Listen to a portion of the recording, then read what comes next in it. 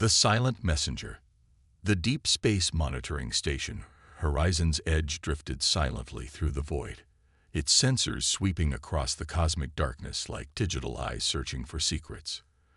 Dr. Sarah Chen pressed her face closer to the display screen, her breath fogging the cool surface as she studied the anomalous readings that had appeared 3 hours ago.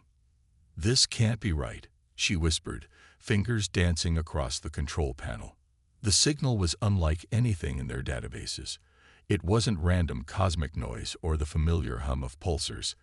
This was structured, purposeful, and it was broadcasting on every frequency simultaneously. Captain Marcus Rivera stepped into the observation deck, his military bearing evident even in the station's relaxed atmosphere. "Dr. Chen, I got your message. What's the situation?" Sarah turned from her screens, exhaustion evident in her dark eyes. "Marcus, we intercepted something extraordinary. It's an artificial signal, definitely alien in origin, but it's not directed at us. It's broadcasting to the entire galaxy." The captain raised an eyebrow. "Broadcasting what exactly?" Sarah activated the main display, and the converted audio filled the room. The voice was deep, ancient, carrying weight that seemed to transcend language barriers. Though the words were in an alien tongue, the translation software had worked tirelessly to decode the message. "To all civilizations who traverse the void, heed this warning. A new species has emerged among the stars. They call themselves humans. Do not engage them in conflict. Do not test their resolve. Their capacity for both creation and destruction knows no bounds. They are kind until provoked, peaceful until threatened. But once their wrath is awakened, it cannot be contained. Learn from our mistakes. We ignored the signs. We underestimated their determination. Now we are but whispers in the dark, warning others of the storm that follows humanity's wake." The message ended, leaving an uncomfortable silence in its place. Marcus stared at the display, processing the implications. "How long has this been broadcasting?" "Based on the signal propagation, at least 6 months," Sarah replied. "It's reached every major system within 100 light years. Marcus, this isn't just some random transmission. Someone out there is afraid of us, afraid enough to warn the entire galaxy." Over the following weeks, the effects of the mysterious broadcast became impossible to ignore. Trade routes that had been gradually opening to human merchants suddenly closed. Diplomatic missions were canceled without explanation. Alien vessels that encountered human ships would change course immediately, fleeing at maximum acceleration. Sarah had become obsessed with understanding the source of the warning.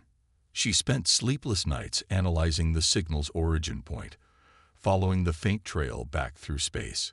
Her investigation led to a region of space known as the Void Sector, where sensors detected the remnants of what had once been a thriving star system. "Captain Rivera," she called excitedly one morning. "I found something. The signal originated from here."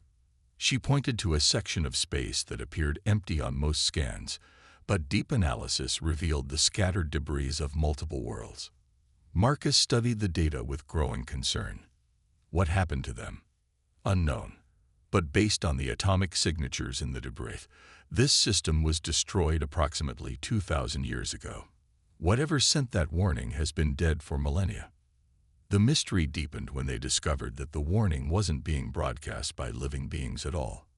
Hidden within the debris field, they found an ancient automated beacon, still functioning after 2,000 years. The technology was incredibly advanced, far beyond human capabilities, yet it had been left with a single purpose: to warn other civilizations about humanity. Dr. Chen and Captain Rivera led a small expedition to the beacon. As their shuttle approached the ancient device, its hull scarred by centuries of micro-meteor impacts, Sarah felt a chill that had nothing to do with the cold of space. The beacon was beautiful in its alien design, crystalline structures that pulsed with an inner light. As they drew closer, the device responded to their presence, activating systems that had waited patiently for someone to listen. A new message began to play, this one longer and more detailed than the galactic warning. The translation was clearer this time, as if the beacon was adjusting to their language patterns. We were called the Zephyrians. We were proud, powerful, masters of war and conquest. When we encountered the humans, they seemed weak, divided, struggling with their own primitive conflicts. We saw opportunity. We saw prey. Sarah and Marcus exchanged glances as the ancient voice continued. We attacked their outer colonies first, testing their responses. They defended themselves with crude weapons and desperate courage. We laughed at their efforts. We should have recognized the warning signs. Humans do not fight like other species. They adapt. They learn. They remember every slight, every loss, every fallen friend. The beacon's light pulsed more intensely, as if the memory was painful even for a machine. What began as simple raids became a war unlike anything the galaxy had seen. The humans didn't just fight back. They evolved their technology at an impossible pace. Every defeat taught them new tactics. Every loss fueled their determination. Within 10 years, their primitive ships had become weapons of unprecedented destruction. Captain Rivera's military training helped him understand the implications. They reverse-engineered Zephyrian technology. More than that, the beacon continued as if responding to his words. They improved upon it. They found weaknesses we never knew existed in our own designs. They turned our strengths against us. But the most terrifying thing wasn't their weapons or their tactics. It was their unity. Humans who had been fighting each other for centuries suddenly stood as one against an external threat. Sarah felt her breath catch as the true scope of the ancient war became clear. We destroyed their first colony worlds, thinking to break their spirit. Instead, we forged it into something unbreakable. They came for us with a fury that consumed star systems. They didn't just want to defeat us. They wanted to ensure we could never threaten anyone again. In the end, we begged for mercy. But mercy is not something you can expect when you have shown none yourself. The beacon's final words were barely a whisper. The humans could have stopped when we surrendered. They could have claimed victory and moved on. But they had learned something about war that we taught them.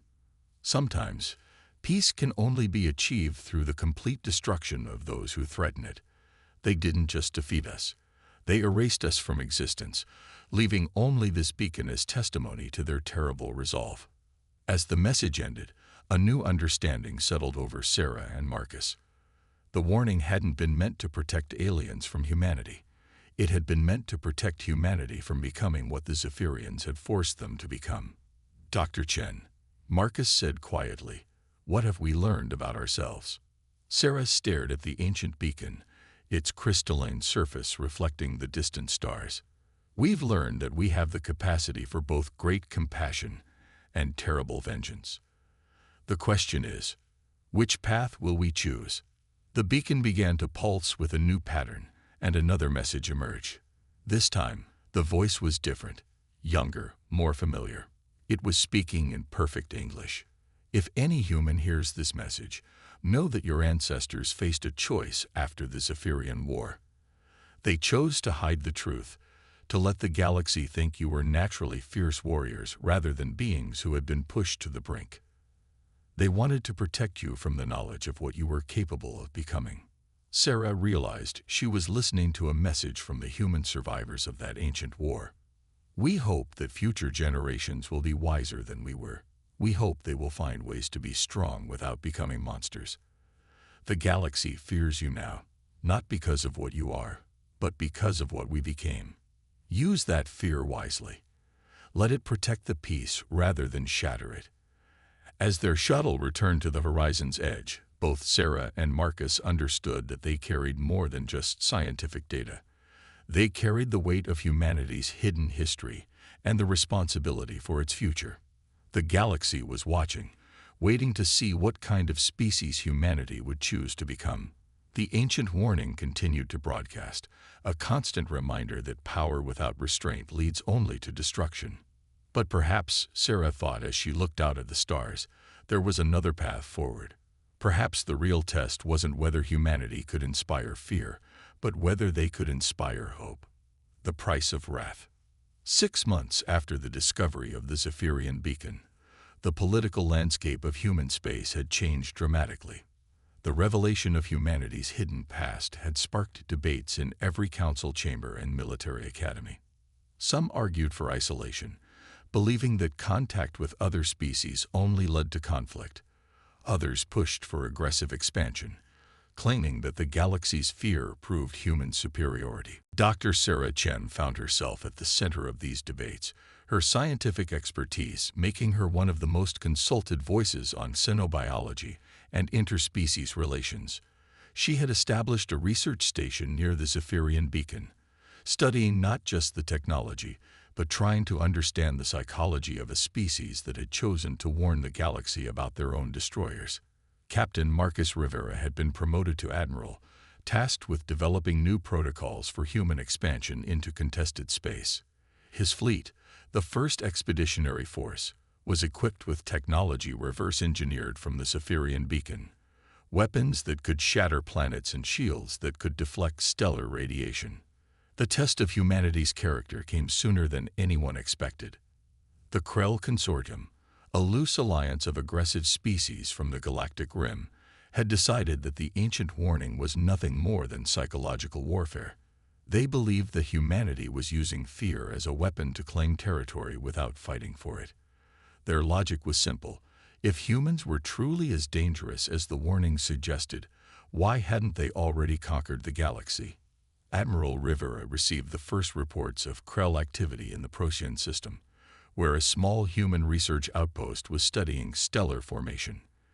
The aliens had arrived in force, 12 battle cruisers and twice as many support vessels. They hadn't attacked immediately, instead broadcasting their own message. Humans of the research station, we are the Krell Consortium. We have heard the warnings about your species, but we believe them to be lies designed to claim territory through deception. Prove your strength or abandon this system. You have one solar day to decide. Sarah was aboard Rivera's flagship, the Determination, when the message came through. She watched the Admiral's face as he processed the situation, seeing the internal struggle between the man who wanted peace and the soldier who understood the language of force. Admiral, she said quietly, this is exactly what the Zephyrians faced. They had to choose between backing down or escalating. Their choice destroyed both civilizations. Rivera nodded grimly. But if we back down now, every species in the galaxy will think the warnings were false. We'll face this same challenge 100 times over. The human research station was evacuated within hours, its 23 scientists and support staff transferred to the Determination. The Krell fleet moved into the system, claiming the research platforms and establishing their own base of operations. For 3 days, the two fleets faced each other across the void of space. The Krell had numbers, but human ships had better technology and crews trained in tactics that had evolved from studying every galactic conflict in recorded history. Dr. Chen spent those days analyzing Krell technology and psychology, searching for a solution that didn't involve the total destruction that had claimed the Zephyrians.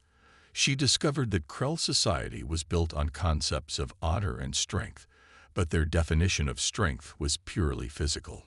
Marcus, she said on the third day as both fleets continued their tense standoff, I think I understand what they're really doing.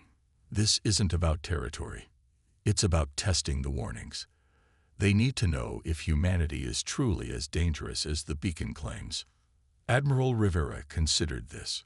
So they're willing to start a war just to satisfy their curiosity. Not a war, Sarah corrected. A test. They want to see human capabilities without committing to total warfare. It's actually quite intelligent. Rivera made his decision. Instead of engaging the entire Krell fleet, he selected 3 human ships to face 3 Krell vessels in what he termed demonstrative combat. The rules were simple. Disable, don't destroy. Show capability without escalating to genocide. The engagement lasted exactly 17 minutes.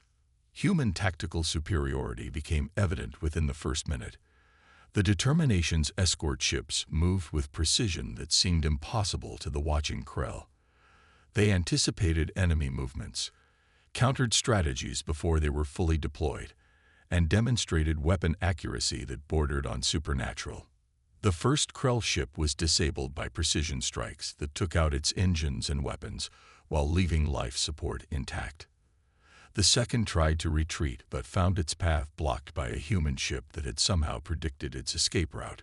The third Krell vessel attempted to ram the nearest human ship, only to find itself caught in a tractor beam and gently deposited away from the combat zone. When the demonstration ended, the Krell fleet was intact but thoroughly outmaneuvered. Their most advanced ships had been rendered helpless by an enemy that seemed to fight with absolute knowledge of their capabilities. The Krell Admiral, a massive creature called Thrakmor, requested a personal meeting with Admiral Rivera. The two commanders met aboard a neutral shuttle, halfway between their fleets. Human Admiral, Thrakmor began, his translator rendering his growling voice into perfect English. "We have tested your capabilities and found the warnings to be accurate. Your species fights with knowledge we do not possess." Rivera remained diplomatic but firm. "We fight with experience earned through necessity, Admiral Thrakmor. We learned these lessons from species like yours who taught us that peace requires strength." The alien commander's scared features showed what might have been respect. The beacon spoke of humans who became monsters to defeat monsters. Are you such creatures? This was the moment Sarah had been waiting for. She activated a recording device and began playing audio from her research at the Zephyrian beacon. Not the warnings, but the final messages left by human survivors of that ancient war. "We chose to become what was necessary to survive," the ancient human voice said. "But we also chose to remember the cost of that transformation. Future generations must be wiser. They must find ways to be strong without losing their humanity." Admiral Rivera looked directly at the Krell commander. "We are strong enough to destroy you, Admiral. Our technology, our tactics, our determination, all of it could reduce your fleet to debris within the hour. But we choose not to. That choice is what makes us human." Thrakmor was silent for a long moment. When he spoke again, his voice carried a different tone. The warning spoke of human wrath as something to be feared. But perhaps what should be feared is human restraint. The meeting ended with an unprecedented agreement. The Krell consortium would withdraw from the Procyon system, but they would also establish formal diplomatic relations with humanity. More importantly, they would add their own voices to the Galactic Warning Network, not to spread fear, but to spread understanding. Over the following months, the pattern repeated across human space. Species would test human resolve, discover the truth of their capabilities, and then choose cooperation over conflict. The galaxy began to understand that the warnings weren't threats. They were offers of peaceful coexistence backed by the reality of consequences. Dr. Chen established the Institute for Galactic Understanding, where species could study human history and learn from both their successes and failures. The Zephyrian beacon became a monument to the cost of unchecked aggression, visited by diplomats and military leaders from dozens of worlds. Admiral Rivera developed new protocols for human expansion that emphasized demonstration over destruction. When faced with aggression, human forces would show their capabilities through precision and restraint rather than overwhelming firepower. The ancient warning continued to broadcast, but now it was joined by a new message, one crafted by humanity itself. To all species who hear this transmission, know that strength without wisdom leads only to destruction. We are living proof that the greatest victories come not from defeating your enemies, but from choosing not to create enemies at all. The galaxy is vast enough for all of us, but only if we remember that power serves best when it protects rather than destroys. Sarah Chen, now Director of Sino-Biological Relations, often returned to the Zephyrian beacon. She would stand in its ancient light and remember the species who had died to teach humanity this lesson. Their sacrifice hadn't been in vain if it prevented future wars. The galaxy no longer feared humanity's wrath. Instead, they respected humanity's choice to control that wrath. And in that respect, humanity found something far more valuable than conquest: They found their place among the stars as protectors rather than destroyers. The warnings would continue for generations, not as threats but as reminders that the greatest strength lies in choosing when not to use your power.